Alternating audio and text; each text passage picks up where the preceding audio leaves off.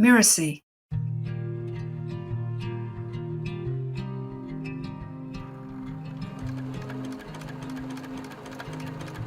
There once was a tailor who spent his life making beautiful clothes for other people to wear. He made clothes out of soft velvet, shiny satin, and he used beautiful threads of silver and gold to make pretty dresses and splendid shirts, and ever so many other things. One day, when he was cleaning up his shop, he found a box of beautiful cloth scraps left over from the fine clothes he had made over the years. None of the pieces were big enough to make anything by themselves, but if he sewed the scraps together, there was enough to make something.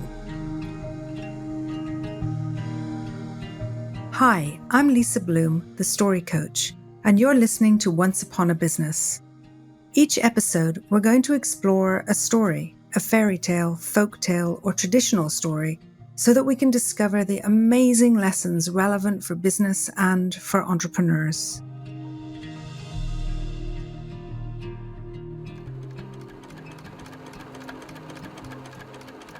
And so the tailor, having gathered together the beautiful scraps, began to sew. He stitched and he sewed and he sewed and he stitched, and by the morning time, he had made himself a beautiful coat. Now, when he wore his coat into the market, everyone admired it so much that the tailor decided to wear the new coat everywhere. And that's what he did. He wore it and wore it and wore it until it was all worn out. Or was it? He looked closely at his coat and wondered if there was enough good cloth left in it to make something. That evening he stitched and he sewed and he stitched, and by the next morning he had made a very fine jacket. When he wore his new jacket, everyone admired it so much that the tailor decided to wear it everywhere. And that's what he did. He wore it and wore it and wore it until it was all worn out. Or was it? He looked carefully at the jacket and wondered if there was enough good cloth in it to make something. That evening, he stitched and sewed and he sewed and he stitched, and the next morning he had finished making a very fancy vest. Everyone admired it so much that the tailor decided to wear the fancy vest everywhere. And that's what he did. He wore it and wore it and wore it until it was all worn out. Or was it? He looked carefully at the vest and wondered if there was enough good cloth in it to make something. He stayed up all night, and he stitched and he sewed and he sewed and he stitched, and by the morning time, he had made a beautiful hat.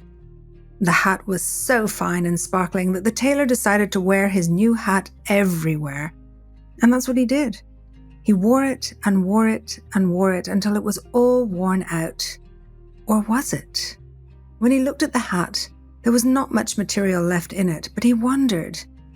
That night, he stitched and he sewed and he sewed and he stitched, and he made himself a beautiful button. In fact, it was so beautiful that he wore it everywhere. He wore it and wore it and wore it until it was all worn out. Or was it? The tailor took the ragged button in his hands and held it up to the sunlight where the sparkling thread shone brightly. Just then, a wind came up, and before he could close his hands, the threads from the button floated up and away. He was so sad. Was there nothing left? But then he realized there was something very precious left from his beautiful coat. It was this wonderful story.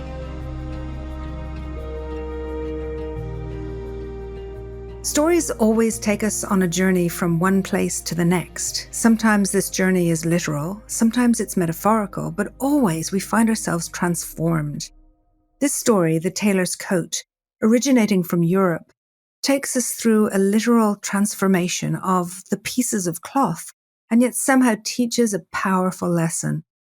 In this episode, as always, we'll explore the layers of meaning in story, so we can discover more of the hidden wisdom in these tales. And, I hope, leave you to consider what this story may mean to you.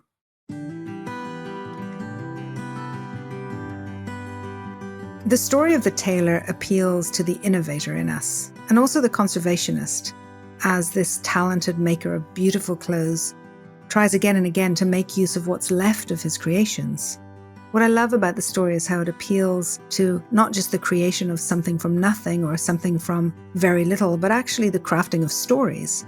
How we can take the most mundane and repetitive actions in our day and turn these into fascinating stories. In this case, it's the repetition and the innovation that makes for an interesting story, leaving us wondering each time, what will he make now? And by the end of the telling, we understand that there's no need for waste, and ultimately, if your actions become a story, well, the material lasts forever. And likewise, as an entrepreneur or in business, our actions can become stories, and the story has lasting impact.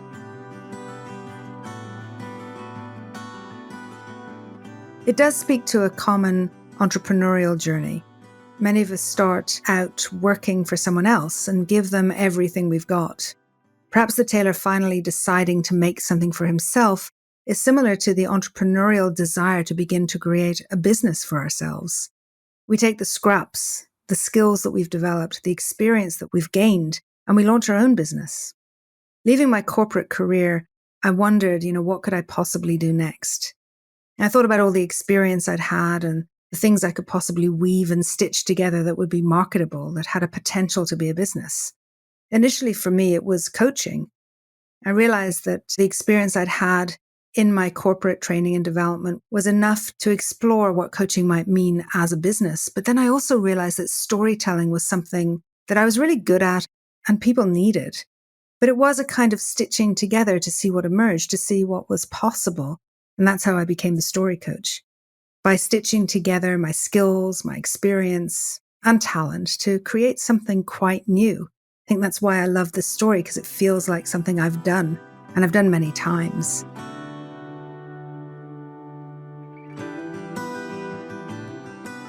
I love how the tailor is so proud of his creation. He decides to wear it all the time and ultimately wears it out. It's like how we create something as an entrepreneur. We tend to work on it, and sometimes beyond the time when it's still useful.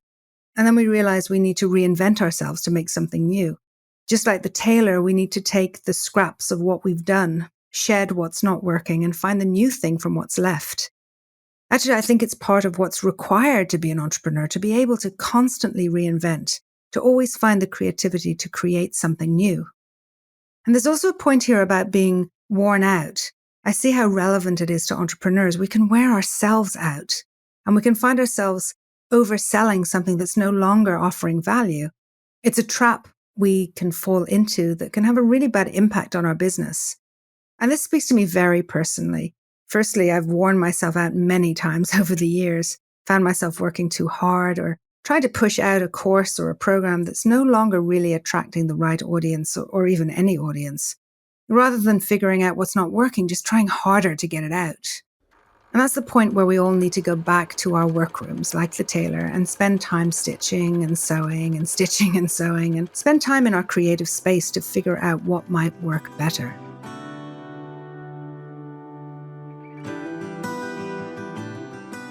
So one of the lessons, I think, from the story, The Tailor's Coat, is really never to assume something is over before it's over.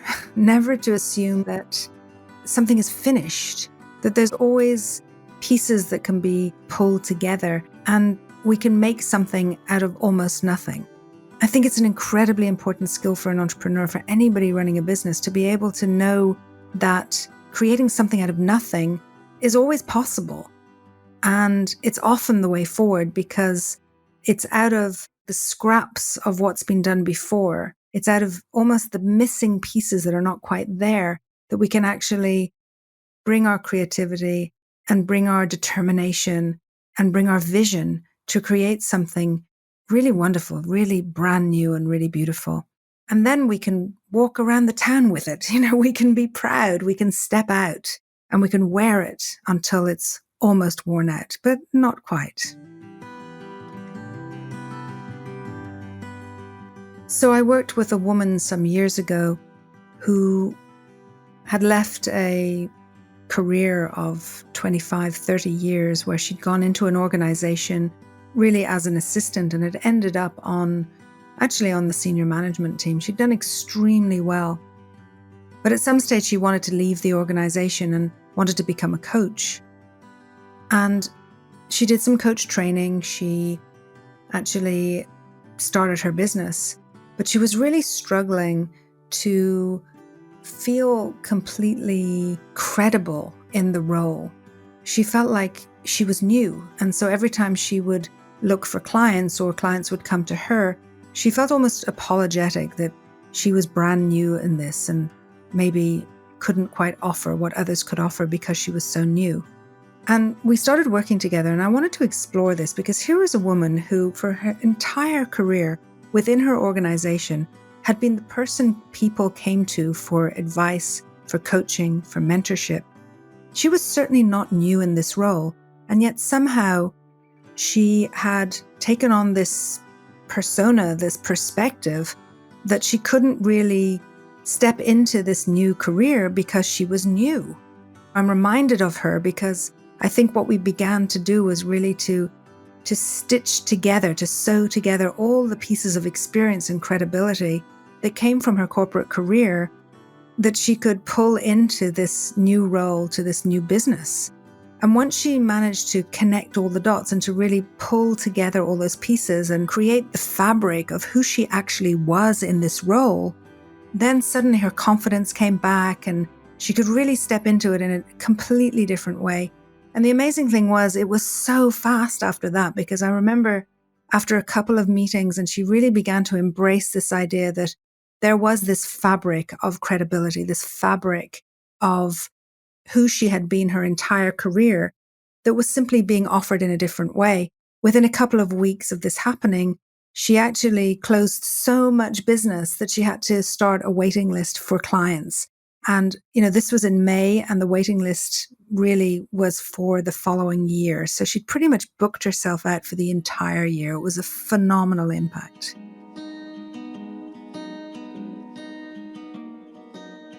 I'm Lisa Bloom, and you've been listening to Once Upon a Business. You can find out more about me at story-coach.com. That's story-coach.com. Once Upon a Business is part of the Mirasee FM podcast network, which also includes Making It, Just Between Coaches, and Course Lab. This episode of Once Upon a Business was produced by Cynthia Lamb. Jeff Govertson assembled the episode, and Danny Inney is our executive producer. So you don't miss the episodes that are coming up on Once Upon a Business, please follow us on Apple Podcasts, Spotify, or wherever you're listening right now.